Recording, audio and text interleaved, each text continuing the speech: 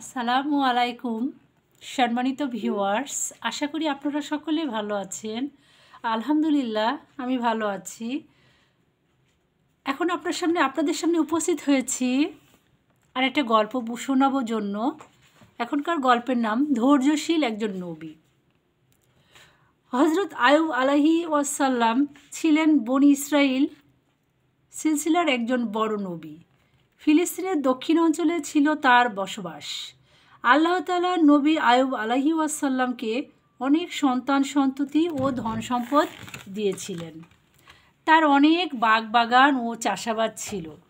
তিনি সেসব পরিচালনা করতেন। অনেক সুখে শান্তিতে তিনি জীবনযাপন করছিলেন। কিন্তু আল্লাহ তাআলা যাকে চান সম্পদ দান করেন, আর যার কাছ থেকে ইচ্ছা হয় সম্পদ ছিনিয়ে নেন। সেই মতে একসময় হজরত আয়ুব আলাইহি ওয়াসাল্লামের কাছ থেকেও তিনি সম্পদ ছিনিয়ে নিলেন।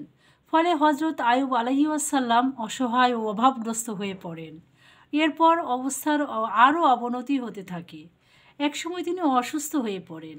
ধীরে ধীরে তার অসুস্থতা বৃদ্ধি পেতে থাকে। অসুস্থতা বৃদ্ধি পেতে পেতে তার রোগ মারাত্মক আকার ধারণ করে। তিনি গুরুতর অসুস্থ হয়ে পড়েন। তার শরীরে পচন ধরে। হজরত আয়ুব আলাইহি ওয়াসাল্লাম আল্লাহর নবী।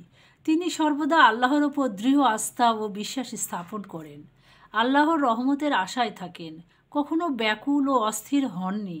তিনি সব সময় আল্লাহর সাহায্য কামনা করেন। রোগ মুক্তির জন্য প্রার্থনা করতেন আল্লাহর কাছে। এদিকে রোগের বিস্তার লাভ ও অভাবের কারণে তার সঙ্গী সাথী আত্মীয় স্বজন এমনকি পরিবার পরিজন সবাই তাকে ছেড়ে চলে যায়। তবে একজন স্ত্রী এমন বিপদের মধ্যেও তাকে ছেড়ে চলে যাননি। লাইয়া বিনতে ইউসুফ, যাকে আমাদের দেশে বিবি রহিমা বলা হয়। স্বামীর দুর্দিনে তিনি পাশে থেকে তাকে সহযোগিতা করেন। অসুস্থতার কারণে হজরত আয়ুব আলাইহি ওয়াসাল্লামের পুরো দেহে পচন ধরে যায়। শুধু তার জিহ্বাটা অবশিষ্ট ছিল। কিন্তু তার বিবেক বুদ্ধি ও বোধশক্তি সক্রিয় ছিল, যার কারণে তিনি জিহ্বার মাধ্যমে আল্লাহর জিকির করতে থাকতেন। তিনি কখনো অসুস্থতার জন্য কারো কাছে অভিযোগ বা অনুযোগ করেননি। একবার তার স্ত্রী তাকে আল্লাহর কাছে সাহায্য চাওয়ার পরামর্শ দেন। তিনি এই বলে সেটা প্রত্যাখ্যান করেন যে তার ধৈর্যের পরীক্ষার মধ্যে বিচ্যুতি ঘটবে। শয়তান প্রতি মুহূর্তে নেককার মানুষের দুশমন।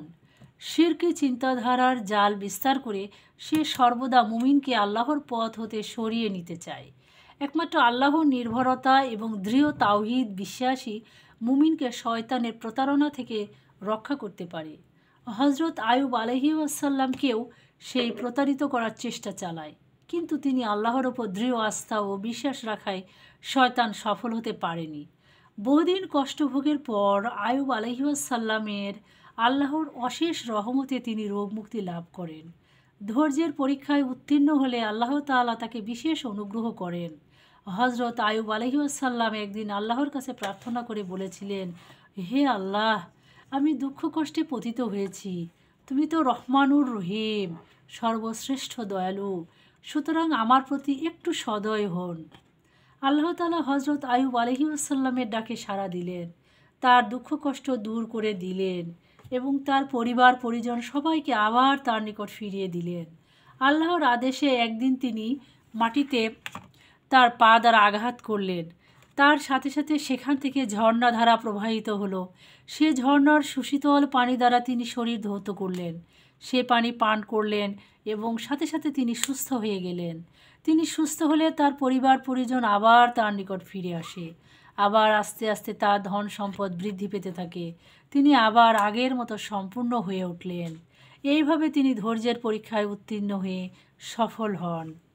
প্রকৃত মুমিনগণ আনন্দে ও বিষাদে সর্বাবস্থায় আল্লাহর রহমতের মুখাপেক্ষী থাকেন।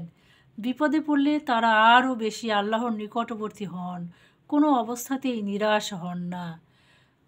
সম্মানিত ভিউয়ার্স, এই গল্প থেকে আমরা শিখলাম যে আমাদের যে কোনো রকমের বিপদ আসলে আমরা কখনো হতাশ হব না। সর্বাবস্থায় আমরা আল্লাহর সাহায্য প্রার্থনা করব। সকলকে আবারও ধন্যবাদ জানিয়ে আমি আমার গল্প বলা শেষ করছি। আসসালামু আলাইকুম।